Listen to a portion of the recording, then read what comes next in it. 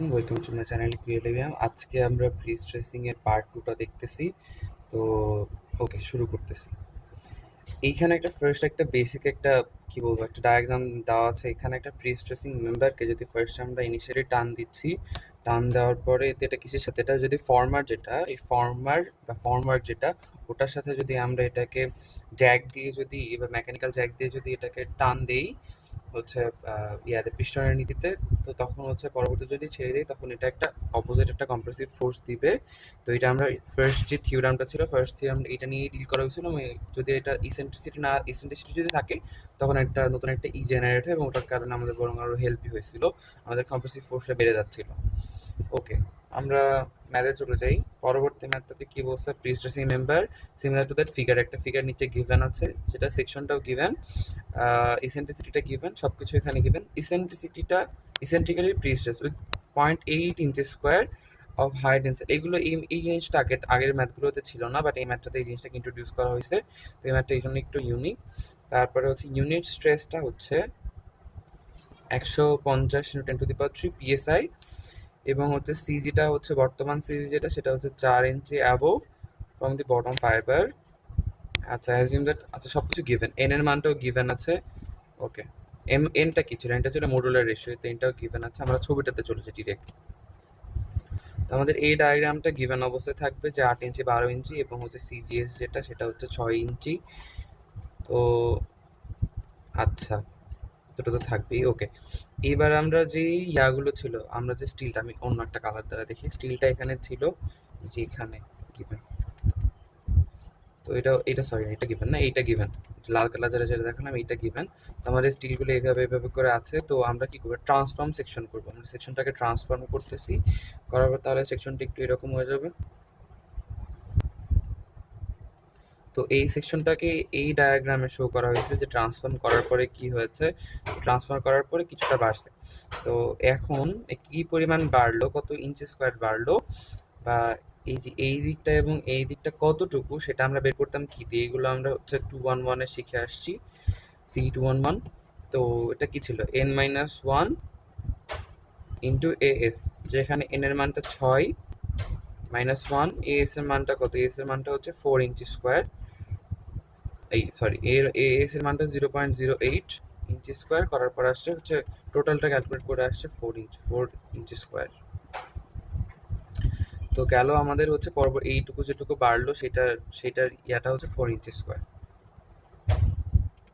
এখন আমাদের এই যে অংশটুকু বর্ধিত হলো, এটার কারণে যে সিজি যেটা ছিল টপ থেকে 6 ইঞ্চি বা বটম থেকে 6 ইঞ্চি, সেটা এখন শিফট হয়ে যাবে।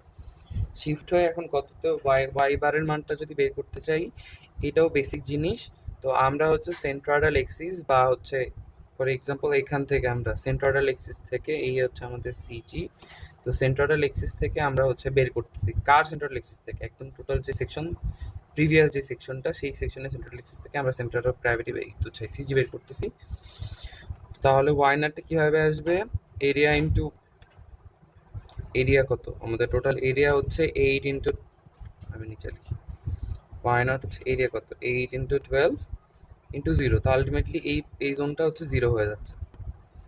প্লাস আমাদের এই বর্ধিত যে অংশটুকু, এই অংশটুকু এবং এই অংশটুকু, তার হচ্ছে এরিয়া কত, তার এরিয়া হচ্ছে 4 ইন্টু তার হচ্ছে সিজি কতটুকু দূরে, এটা গিভেন অবস্থায় আছে, যে এটা হচ্ছে এই যে এখানে গিভেন আছে যে এটা হচ্ছে এখানে 2 ইঞ্চিতে আছে, এটুকু হচ্ছে 2 ইঞ্চি, এই যে 2 ইঞ্চি। তাহলে 4 ইন্টু 2 ডিভাইডেড বাই, এটা হচ্ছে 96, 4 ইন্টু 12 করলে 96 প্লাস অফ হচ্ছে 4, তো করে আসছে হচ্ছে 0.02 সেন্ট্রাল এক্সিস থেকে। তাহলে আমাদের আর কোনো ঝামেলা নেই, আমাদের উপর থেকে করা লাগতেছে না। তো আমাদের সিজিটা হচ্ছে এত ইঞ্চি শিফট করছে।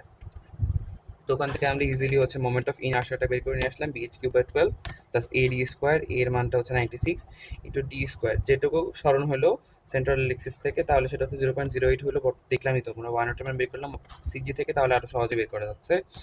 প্লাস হচ্ছে এইবার পরেরটার bh3/12, এখন এটার যেই তো এই যে বর্ধিত যে অংশটুকু হইলো, এইটার ওয়াইয়ের মানটা এতই ক্ষুদ্র যেটাকে কাউন্ট করার দরকার নেই, বরং আরো ছোট হতে থাকবে ভ্যালুটা। তো বিএস কিউব বাই 12 ওই অংশটুকুর মানটা এখানে ছিল আলটিমেটলি বিএস কিউব বাই 12, ওটার মানটা 0 হয়ে গেছে।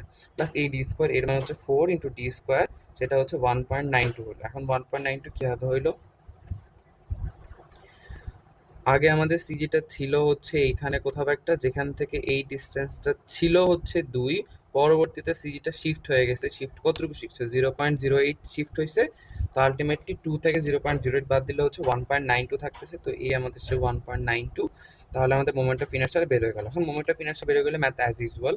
তো ম্যাথ নিয়ে এইটুকু নিয়ে কারোর কোনো ডাউট থাকার কথা না, আমাদের ফোর্স গিভেন। তো এফ বাই, এখানে মাইনাস এফ বাই হবে plus F E Y over I. এখানে ওয়াইটা নিয়ে একটু কনফিউশন আসতে পারে, ওয়াইটা কি হতে পারে? আমরা যখন টপ মোস্ট ফাইবার দেখতেছি, আমি একটু ট্রান্সফর্ম সেকশনটা আঁকি।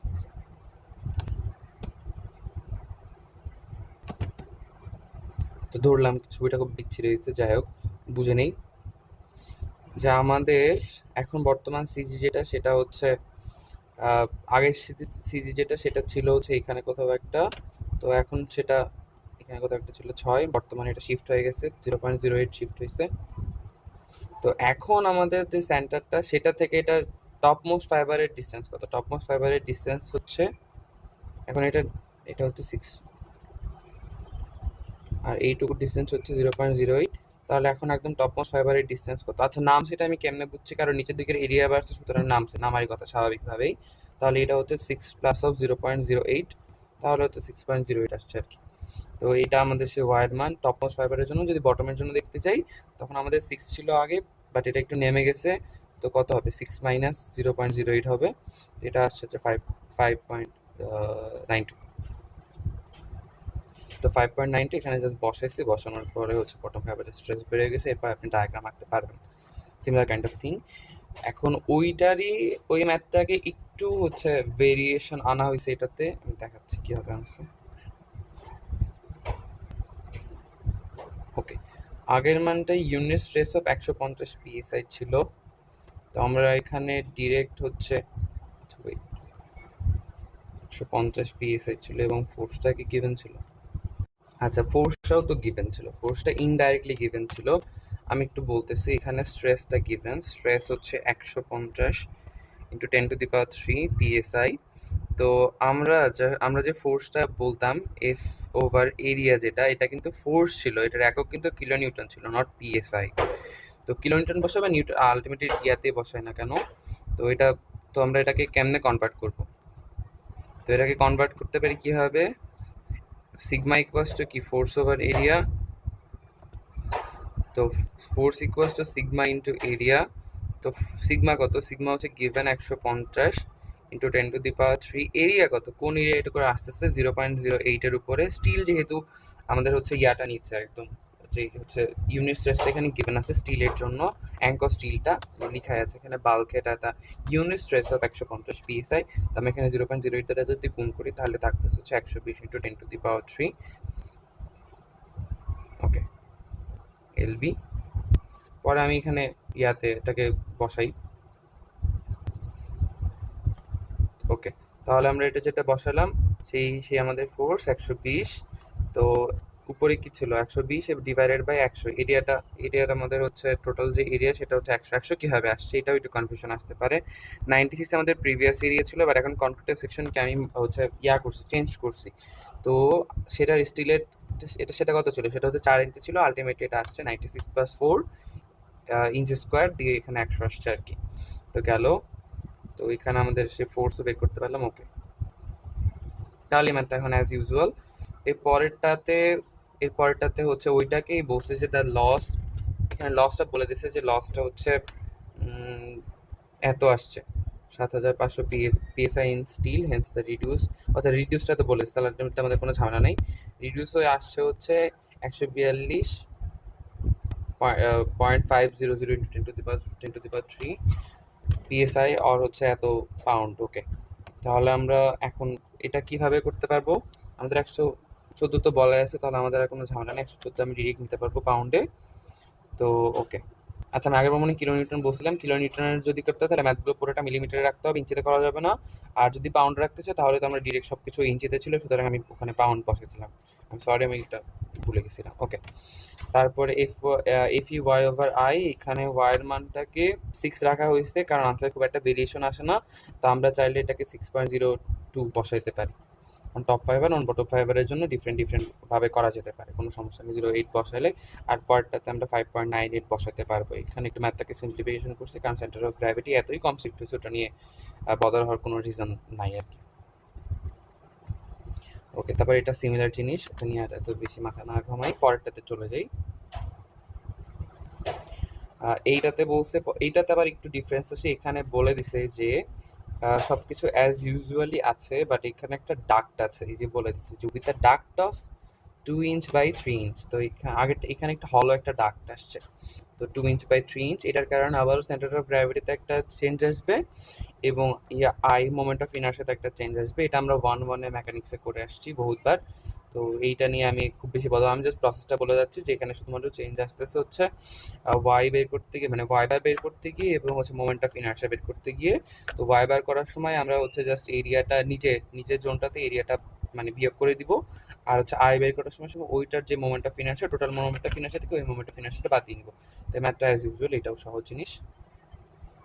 পরেরটা এটা, ওইটা যদি পারি তো এটা তো আরো সহজ।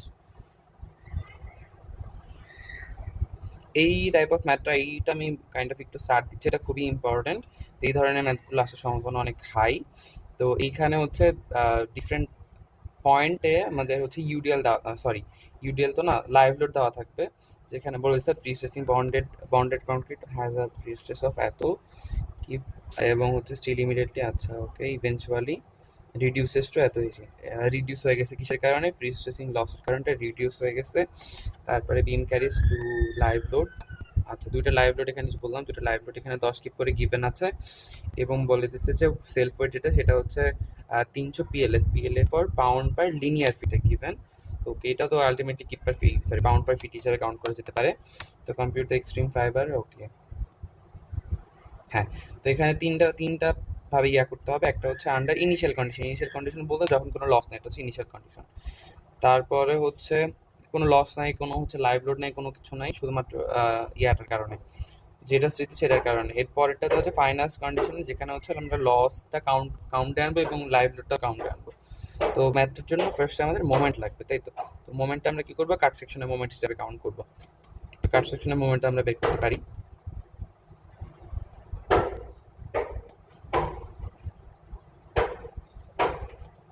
তো আমাদের এইটুকু হচ্ছে, এখানে আমাদের ধরলাম এটা কাট সেকশন, এত কি, এটা ডিসটেন্স হচ্ছে 15, আর এইটুকু হচ্ছে আমাদের 5, এবং এখানে একটা ইউডিএল কিন্তু আছেই।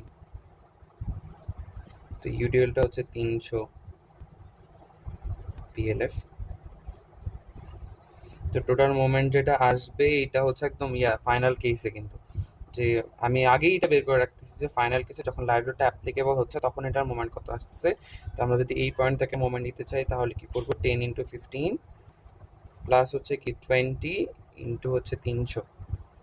আচ্ছা, এটা কিন্তু কিপে আছে, তো আনসারগুলো এটাতে 0.3-তে রাখি। তো 0.3, তো গেল ডাব্লু 0.3, ডাব্লু এল স্কোয়ার, এল এর মান কত? এল এর মান হচ্ছে 20, ডাব্লু এল স্কোয়ার বাই 2। তাহলে এটা যদি ক্যালকুলেট করি তখন আসবে আমাদের, ও আচ্ছা এখানে আমাদের সুন্দর করে দেওয়া আছে। এটা হচ্ছে ইনিশিয়াল কন্ডিশনে, সেটা হচ্ছে ডাব্লু এস স্কোয়ার বাই 8, যেখানে কোনো লাইভ লোডটা নাই। আমি আগেই বলে রাখছিলাম, যখন আমি আগেরটা যেটা করতেছি সেটা হচ্ছে ফাইনাল কন্ডিশনে।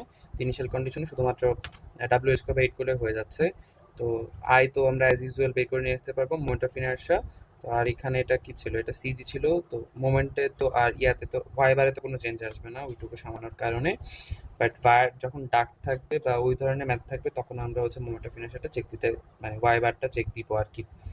তো ইনিশিয়াল কন্ডিশনে কোনো ঝামেলা নেই, F by A plus F U Y over I plus M C over I, যেখানে এমটা আমরা মাত্র বের করে নিয়ে আসলাম ডাব্লিউ এস বাই 8 থেকে। তো ওটুকু গেল অ্যাজ ইউজুয়াল, এটুকু পারবো। ফাইনাল কন্ডিশনে আমাদের হচ্ছে ওই যে মোমেন্টটা চেঞ্জ আসতেছে, মোমেন্টটা চেঞ্জ হয়ে কত আসছে? 210 × 10⁻³ আমি যদি এটাকে ক্যালকুলেটরে বসাই, একটু বসিয়ে দেখি। 10 into 15 plus 2.3 into 80 square by 2, তো এটা আসছে হচ্ছে 210 কিউব ফিট।